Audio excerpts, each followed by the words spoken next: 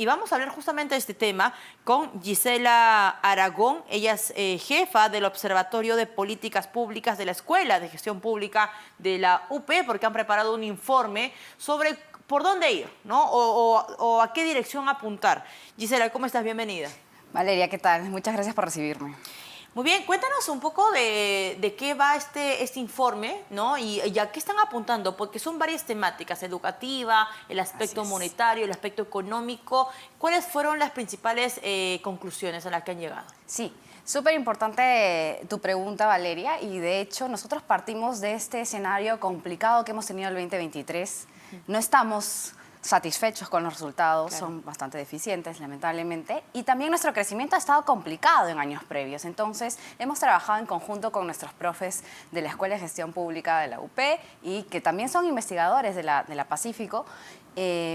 Las temáticas que hemos priorizado nos dan una visión completa un poquito de qué es lo que quisiéramos abordar primero. Y en verdad, la cuestión es cómo podemos retomar esta senda de desarrollo sostenible que sigue siendo nuestra ambición y que está alineada a nuestra visión 2050, tal como la plantea nuestro Centro de Planificación Nacional, el CEPLAN. Entonces, hemos desarrollado temáticas, siempre es importante el capital humano, salud, educación, pero también hemos tratado de trabajar un poco esos temas que son para el ciudadano de a pie un poco complejos de entender, que son de repente las finanzas públicas o también lo monetario y financiero, y por ejemplo un tema transversal a todos los sectores que es el ambiental también está. Entonces nosotros hemos encontrado que hay momentos como el actual en que es clave hacer algunos cambios y estos cambios implican recoger un conjunto de políticas que puedan cambiar ese nivel de productividad que tenemos y aumentar los resultados de la economía, ¿no? Hacerlos crecer. Por ejemplo, en el tema ya económico, Gisela, ¿qué es lo que se está planteando, por ejemplo, en el aspecto laboral, en términos de empleo? Sí, en términos de empleo, en verdad los resultados son complejos. De hecho, vemos que la productividad no está respondiendo al ritmo que desearíamos. De hecho, también eso viene relacionado un poco a las motivaciones o a los incentivos que brinda nuestro Estado. Por ejemplo, los emprendimientos están a la luz del día, pero ¿cómo hacer que seamos más formales? Todo eso complica un poco el movimiento también del mercado laboral.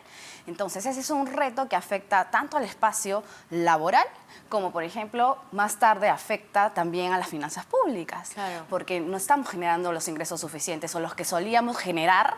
Bueno, hemos pasado la pandemia, hemos pasado momentos complicados, pero nos está costando retomar esa senda. Entonces, pongámonos un poco más fuertes, un poco más proactivos para lograr esos resultados de formalización. Y respecto, por ejemplo, a sectores como el monetario, el financiero, ¿cuáles son las propuestas más rescatables o destacables, perdóname, de este informe que ustedes han preparado? Ahí es súper importante considerar este tema del contexto del cambio climático que nos está afectando, no solo a nuestro país, sino globalmente. Y Marco Ortiz, que es el autor de la parte monetaria y financiera, comenta muy bien, ¿no? Oye, hemos resguardado la inflación, lamentablemente han subido, pero BCR ha entrado prudentemente a enfriar la economía, pero esa es una complicación también para cómo vamos creciendo. Entonces, tal vez este sea el momento de cuestionar, de pensar, repensar, si es que estas políticas que tenemos hoy siguen siendo la normalidad. La normalidad es ahora que vivimos en un contexto de cambio climático, hay restricción de oferta, los productos van a ser cada vez más escasos y las necesidades son las mismas. Entonces, o sea, tú dirías, digamos, que es el momento oportuno para aplicar algunas reformas en varios ámbitos, ¿no? En varios ámbitos. Es bastante integral esta... Efectivamente, Valeria. De hecho, y eso lo que apuntas es importante, porque cuando hablamos de reformas, no solamente hablamos de una arista, sino hablamos en general de varios componentes porque están concatenados. Entonces, por ejemplo, en el sector financiero, que ha dado la espalda, ha podido soportar los embates de todos los incentivos, tanto locales, domésticos, como externos. Oye, también podemos tener una oportunidad, por ejemplo, ahorita con todo lo que es el avance tecnológico, todo esto de las billeteras electrónicas, todo lo que mueve la fintech y que puede llegar a servir a más usuarios, y de hecho es una respuesta a nuestra gran complejidad, que es, oye, tenemos una geografía complicada, claro, nos es difícil acceder a ciertas partes de nuestro país. Entonces es importante y a veces es difícil de entender un poquito esto. Ahora, este tema de las brechas en el acceso financiero o en el rubro financiero, creo que ha saltado muchísimo a la vista con la pandemia, Gisela, porque mucha gente pues no podía ir al banco, no tenía una cuenta y recibía sus bonos, los famosos bonos en plena pandemia, a través de las billeteras digitales. O sea, igual esto sirvió muchísimo, digamos, para entender lo importante que es esto y lo poco que se había avanzado en uno de los cambios que creo que son sustanciales ahora, porque, a ver, si alguien va a Junín o a Huancavelica, pues hay gente que no te cobra en efectivo, pero tiene ahí su QR. Entonces, ahí también se ha hablado un poco de cómo avanzar, de cómo cerrar estas brechas también. Sí, de hecho eso es súper importante porque en general en las diferentes temáticas que se han tocado en el trabajo, vemos que hay una necesidad de ver cómo estamos respondiendo o atendiendo a las necesidades del mercado. O sea, a veces tenemos tantos recursos, tantas posibilidades, que en verdad de repente conviene detenernos un poquito y cuestionarnos. Oye, ¿y cómo puedo responder mejor? Por ejemplo, nuestra ambición de ser un Estado moderno y eficiente implica tener un gobierno que use todos los temas de la tecnología, toda la divulgación, la transparencia. Es parte del gobierno electrónico, es parte de eso. Entonces, lo vemos ahí, es una necesidad, hay que hacer una estrategia. Y a la vez, por ejemplo, ¿no? Nosotros no estamos cerrados al mundo, nosotros abastecemos al mundo también. Entonces, oye, ¿cómo puedo responder mejor a este mercado internacional que me está exigiendo esto? Y tengo las capacidades para poder abordarlo? Ahora, en temas de gestión pública, que tú sabes bien, Gisela, que pues no ha ido bastante correcto, digamos, las acciones de gobiernos regionales y municipios. Hay municipios que no han ejecutado pues todo el dinero que tienen en el presupuesto. Hay distritos que son los más ricos a nivel nacional que tampoco han tenido un desempeño que uno esperaría siendo los más ricos. Hay un tema allí con los profesionales que colocamos en puestos claves, ¿no? Los perfiles que elegimos. Este informe, digamos, aborda este tema de la gestión pública, de las finanzas públicas. ¿Y qué plantea? ¿Qué soluciones está planteando? Sí, de hecho ese es un tema muy complejo de abordar, pero no imposible. Es importante pensar que hoy por hoy el sector público tiene una alta rotación. Los funcionarios a veces no están ni bien nombrados y al mes y medio están cambiando. Y eso afecta, de hecho, la ¿Cuánto retrocede? O sea, una obra, digamos, que podría arrancar un puente, una carretera, ¿cuánto podría retroceder o retrasarse cuando hay cambios constantes de jefes, de directores, de ministros? El impacto, y yo también soy especialista en políticas públicas y en desarrollo internacional, y habiendo también estado como parte del Estado, realmente, todo el proceso que hay que hacer de la entrega, la transferencia, de poner al día al equipo y al nuevo representante que va a asumir la responsabilidad, no es cosa menor. Y más allá, solo te estoy diciendo de los trámites que se hacen, por así decirlo, en casa, con los representantes con los que trabajamos. Muchas veces todas estas obras están coordinadas, obviamente, con los que ganan las concesiones, con los que ganan las obras. ¿Y dónde está el cuello de botella, Gisela? Tú que conoces muchísimo esto de gestión pública, porque a veces los alcaldes dicen, no, tenemos que ir hasta Lima, a hablar con el ministro de Economía, con el Ministerio de Economía que no nos da plata, que la burocracia, los papeleos, o sea, va a demorar mucho solamente hacer un parque o pavimentar de repente 3, 4 cuadras. O sea, ¿dónde está el cuello de botella en realidad? ¿Y quién tiene la razón o no? ¿Es el Ministerio de Economía? ¿Son las autoridades locales y municipales? ¿Dónde está el problema? Esa es una pregunta muy compleja, pero en realidad la gestión pública se hace y se vuelve a reconstruir momento a momento.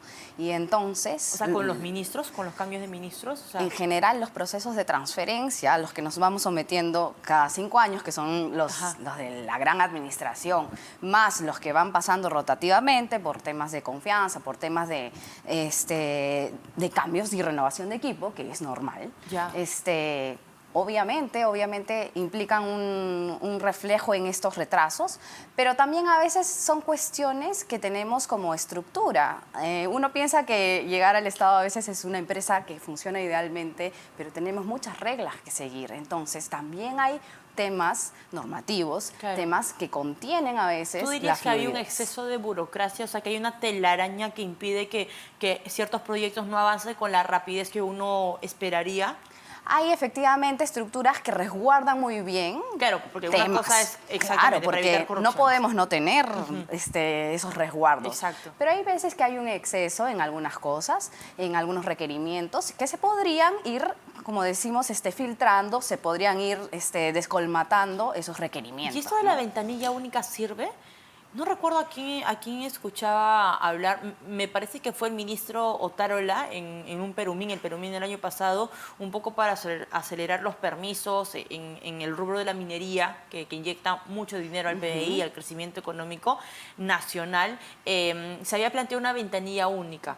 ¿Sería lo mismo replicar esto en varios sectores, de repente en transporte, en vivienda, saneamiento, en desagüe, en agua? ¿Es correcto? O sea, ¿es una buena salida esa? Efectivamente, la ventanilla única brinda una oportunidad de innovar en el proceso de políticas y gestión pública. No obstante, también hay que ver a qué temáticas o a qué tipo de proyectos, qué tipo de conceptos los estamos vinculando, ¿no? Efectivamente, en este tema de poder hacer un proyecto de extracción es sensible, tiene que pasar toda una serie de filtros. Hay una diferencia, digamos, de acuerdo a la naturaleza. Pero ¿no? resulta súper ordenado hacerlo a través de una sola fase, ¿no? Y no estar tocando la puerta a cada sector. Y hay otros trámites, por ejemplo, los que son, por ejemplo, de atención directa al ciudadano. Obviamente ahí, sin dudarlo, podemos abreviar tanto tiempo, tanto el costo de transporte, el costo de dejar de hacer algo que puede ser más productivo para el ciudadano, es súper valioso. Entonces, hay situaciones y situaciones y de acuerdo a ello, la ventanilla única es una herramienta de innovación de políticas que es factible de usar. Gisela, ya para cerrar la entrevista, ¿dónde podemos encontrar este informe?